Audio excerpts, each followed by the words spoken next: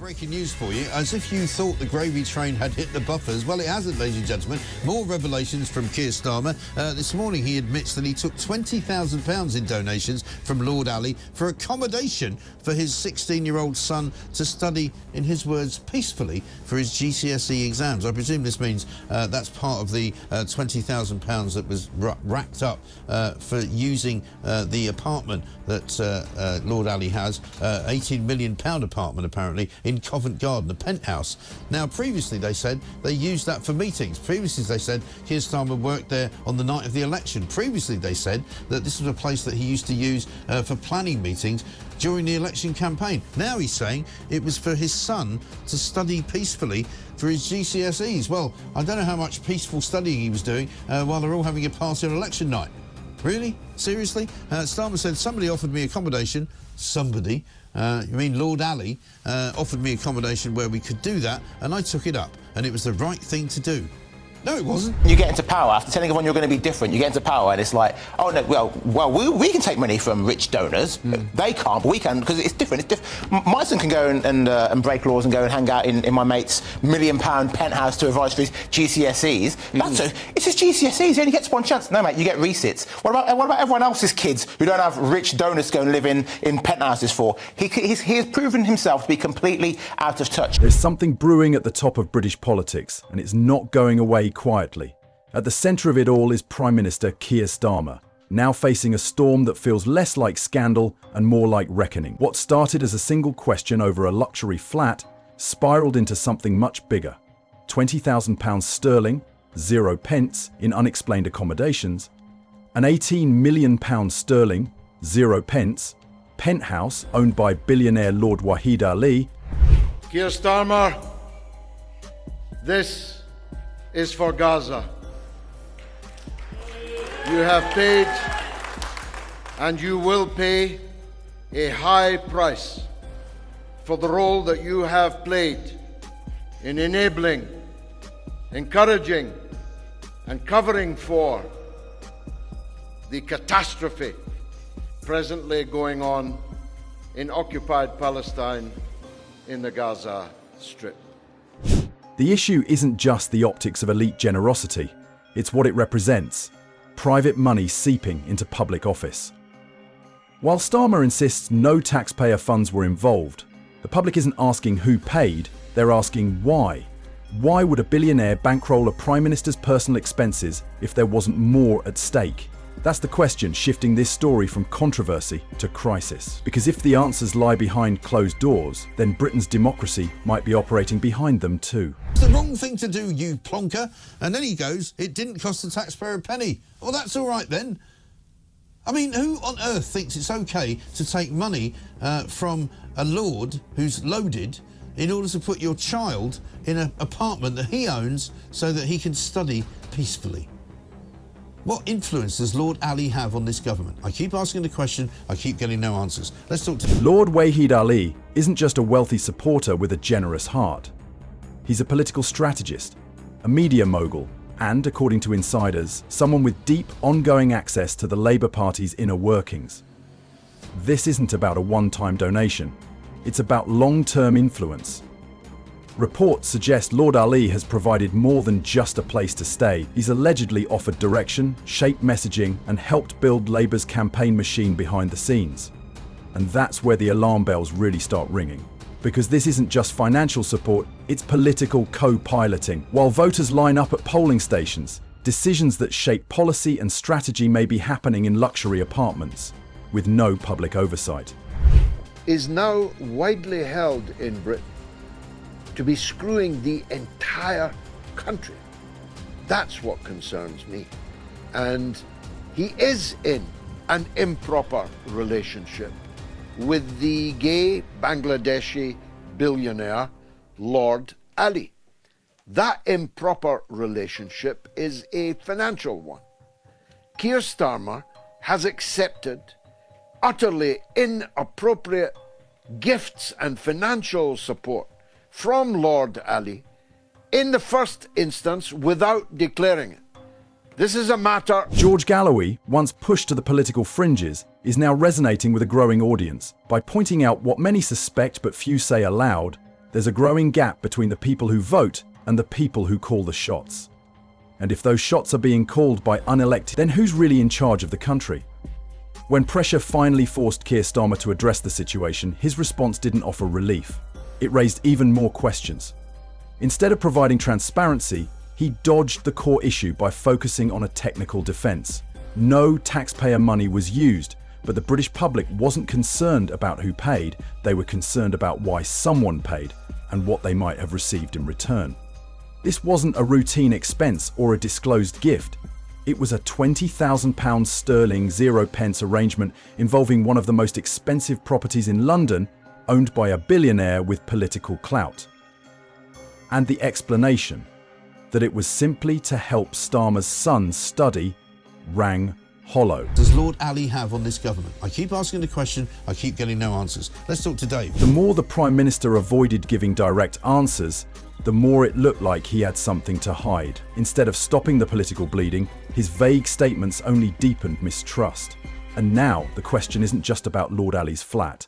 It's about how deep this relationship goes and what it's cost the country in quiet concessions. Inside the Labour Party, the shockwaves are impossible to ignore. MPs are shaken, some stunned that such a significant arrangement went unmentioned, others nervously reviewing their own donor ties, unsure what revelations might come next. The silence from party leadership has only intensified the internal unease.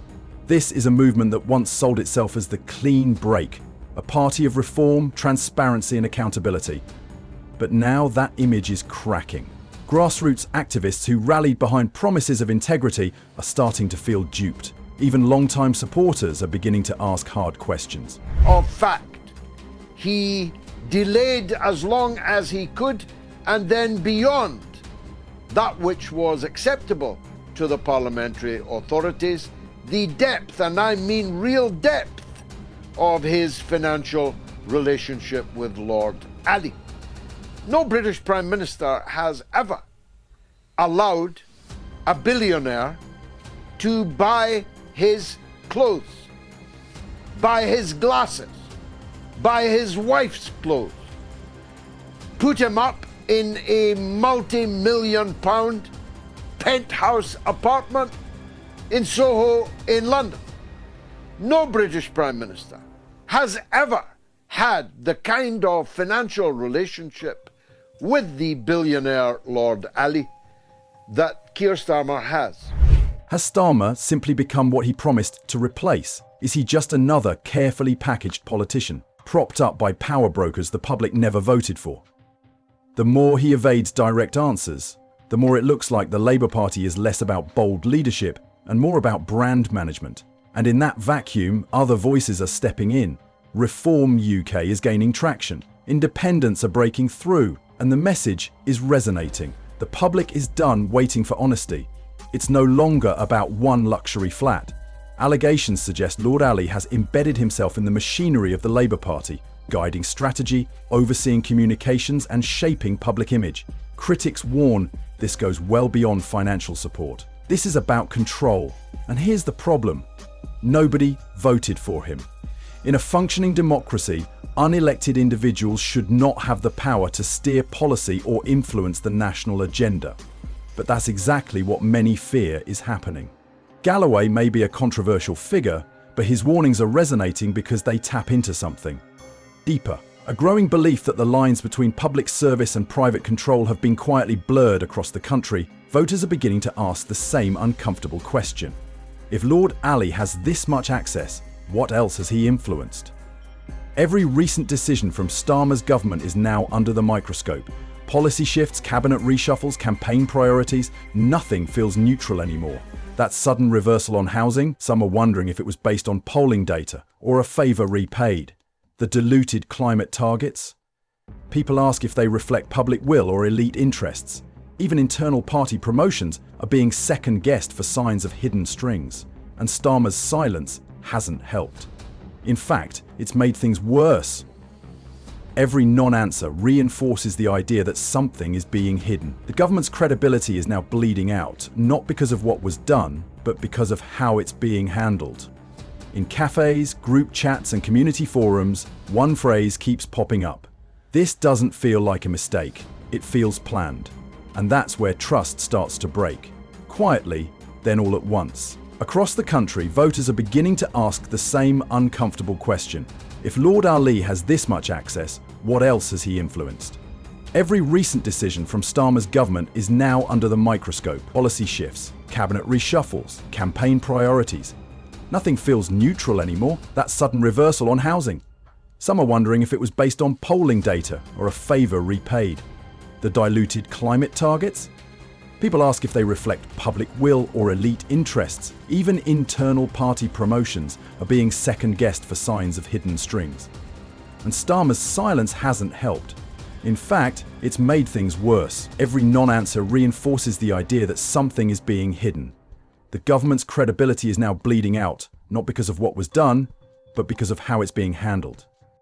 In cafes, group chats, and community forums, one phrase keeps popping up. This doesn't feel like a mistake, it feels planned. And that's where trust starts to break. Quietly, then all at once, inside the Labour ranks, frustration is boiling over. MPs who once believed in Starmer's clean-cut image are now questioning everything. This wasn't how it was supposed to be. The party was meant to represent fairness, transparency and accountability. Instead, it's caught defending a scandal that strikes at all three. Some MPs are furious about being blindsided. Others are quietly distancing themselves, unsure what fallout is still to come. Activists on the ground are left fielding angry questions they can't answer. The leadership's refusal to directly confront the issue has created a vacuum, and that space is being filled by anger, suspicion, and alternative narratives. Starmer campaigned as a reformer. Now he's being painted as just another figure of the establishment, wrapped in a sharper suit. The betrayal stings because it wasn't expected, and that makes the damage deeper. Party that claimed to be for the many is suddenly being linked to elite circles, and no one inside seems prepared to take real responsibility. Labour scrambles for damage control, outsider parties are seizing the moment. Reform UK is gaining momentum fast, not because it's offering radical new ideas, but because it's offering something people feel they've lost. Honesty. Independents are rising too, gaining traction by promising transparency and swearing off backroom deals.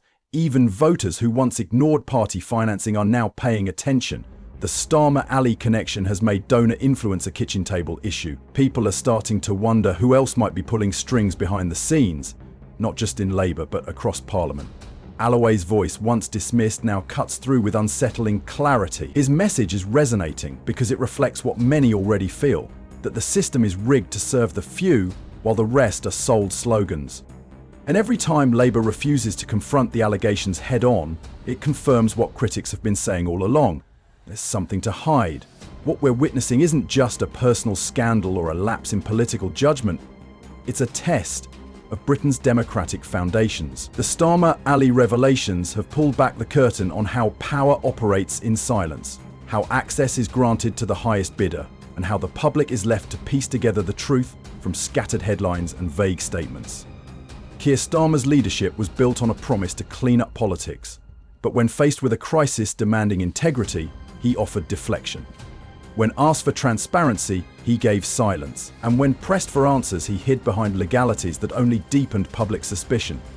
Every recent decision from Starmer's government is now under the microscope. Policy shifts, cabinet reshuffles, campaign priorities, nothing feels neutral anymore. That sudden reversal on housing, some are wondering if it was based on polling data or a favour repaid. The diluted climate targets. People ask if they reflect public will or elite interests. Even internal party promotions are being second-guessed for signs of hidden strings. And Starmer's silence hasn't helped. In fact, it's made things worse. Now the damage is no longer theoretical, it's measurable. Polls are shifting. Support is leaking. Even loyal MPs are anxious about what comes next. Starmer may still hold office, but the authority that once came with it is crumbling beneath him. This isn't about party lines anymore. It's about a political culture where trust has been stretched too thin. Voters aren't just disappointed, they feel deceived. And the question echoing across the country is no longer about who funded a flat, it's about who really governs Britain. Because when leaders are chosen by ballots, but influenced by billionaires, democracy stops being democracy. It becomes a transaction. And the public? They're done being the ones who always foot the bill for subscriber for more. This story isn't ending. It's only just begun.